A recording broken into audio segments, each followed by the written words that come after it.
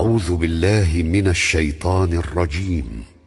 بسم الله الرحمن الرحيم. إنما يؤمن بآياتنا الذين إذا ذكروا بها خروا سجدا وسبحوا بحمد ربهم وهم لا يستكبرون. تتجافى جنوبهم عن المضاجع يدعون ربهم خوفا وطمعا ومما رزقناهم ينفقون.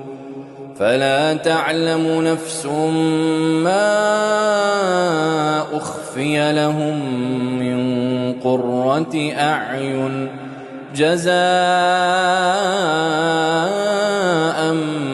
بما كانوا يعملون.